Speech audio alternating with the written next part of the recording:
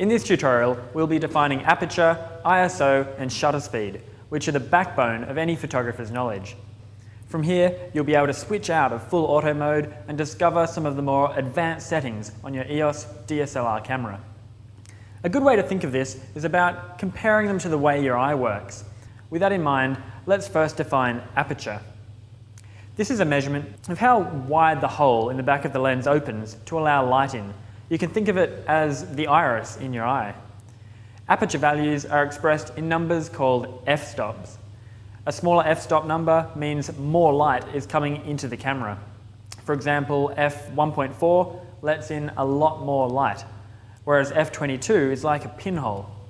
Aside from controlling the amount of light into the exposure, aperture is also adjusted to change the depth of field, but we'll talk more about that in the next tutorial. So now, ISO. ISO is a measure of how light sensitive the camera is. With digital cameras, you can change the sensitivity of the sensor by simply changing the ISO. Using our eye analogy again, you can think of it as the retina at the back of your eye, which is the part that actually captures the image. So the higher the number, the more light sensitive the sensor in the camera is. So with each increase of ISO value, you'll notice that they double. So they count 100, 200, 4, 8, 1600, and so on, each becoming more and more light sensitive. As a general rule, in a darker room, use a higher ISO value, like 800. And when you're outside on a bright, sunny day, use 100 or maybe 200. So the lower your ISO value, the more detail you'll get in your photograph. EOS cameras have a large range of ISO, and most models allow you to shoot anything between 100 and 1600, and some go well outside this range. Now onto shutter speed. Shutter speed is measured in fractions of a second, and it's the amount of time that the shutter is open for each time you take a photograph. The larger the number, the faster the shutter speed. So if we relate this back to our eye, it's similar to the eyelid.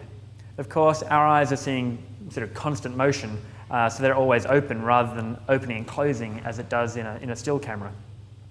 Fast shutter speeds are like maybe 2,000th of a second are used to generally freeze really fast motion, and slow shutter speeds like 30th of a second, they're generally used in really low light situations. The lower the shutter speed, the richer the colors, and the more detail you'll have in the image. Each interval doubles the time the shutter speed is open for. So again, you sort of go from 1,000th of a second, then becomes 500th of a second, which then becomes 250th of a second, and so on. In daylight, most of your shots will be around 1/25th of a second. Anything slower than, say, 60th of a second, and you might want to start thinking about using a tripod or just resting the camera on some stable surface just to avoid that camera shake. It's a good idea to remember the photographer's secret.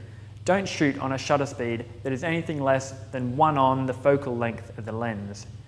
Now, for example, if you're using a 250mm lens, you should only use a shutter speed of 1/250th of a second or faster, unless you have a tripod.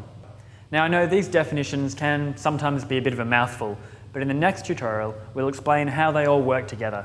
So if you watch it, it should help answer any questions that you have.